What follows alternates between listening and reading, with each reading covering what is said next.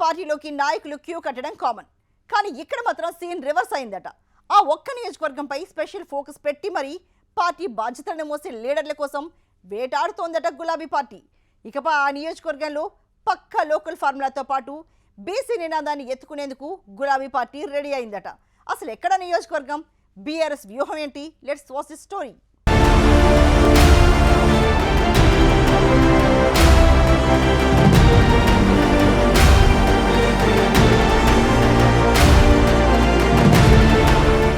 ఉమ్మడి నిజామాబాద్ జిల్లా రాజకీయాల్లో హాట్ టాపిక్గా మారింది బాన్సువాడ.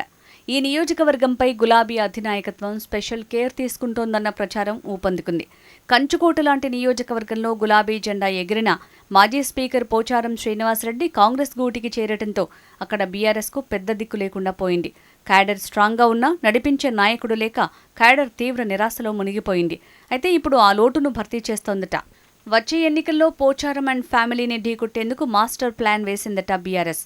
ఈ వ్యూహంలో భాగంగానే కాంగ్రెస్ కీలక నేత మోరల్ శ్రీనివాస్కు కేటీఆర్ సమక్షంలో గులాబీ కండువా కప్పేశారు. అంతేకాదు త్వరలోనే మరికొందరు ముఖ్య నాయకులకు ఘర్ వాపసీ కార్యక్రమం చేపట్టబోతున్నారట. ఆపరేషన్ బాన్సువాడ బాధ్యతలను మాజీ మంత్రి ప్రశాంత్ రెడ్డికి అప్పగించినట్టు సమాచారం.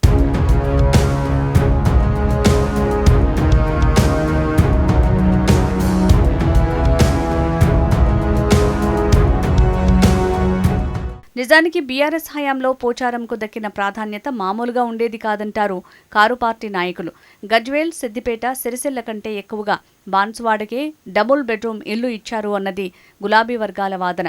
సొంత స్థలం ఉన్న పేదలకు కూడా సబ్సిడీ ఇప్పించి రాష్ట్రంలో ఎక్కడా లేని లబ్ధి బాన్సువాడకు చేకూర్చారు. ఇలా అనేక అంశాల్లో ఇతర ప్రాంతాల కంటే పోచారం శ్రీనివాసరెడ్డికి అంత ప్రాధాన్యత ఇస్తే అధికారం మారగానే పోచారం జంప్ కావటం కేసీఆర్కు తీవ్ర ఆగ్రహం తెప్పించిందట. అందుకే ఈసారి బాన్సువాడలో ఎలాగైనా గులాబీ జెండా ఎగురవేయాలనే పట్టుదలతో ఉన్నారట గులాబీ బాస్.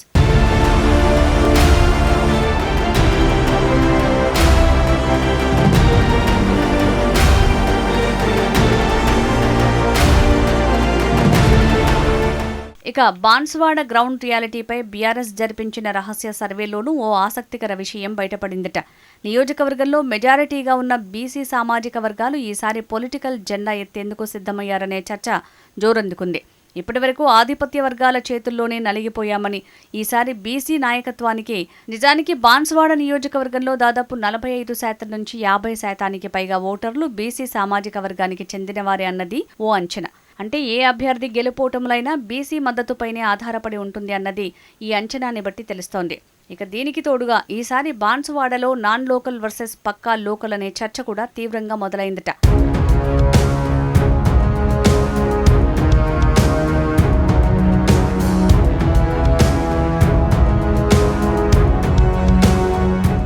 ఈ క్రమంలోనే జనాల్లో ఉన్న ఈ లోకల్ సెంటిమెంట్, బీసీ నినాదాన్ని పక్కాగా క్యాష్ చేసుకోవటానికి గులాబీ పార్టీ రివర్స్ స్కెచ్ వేసిందన్న చర్చ జరుగుతోంది.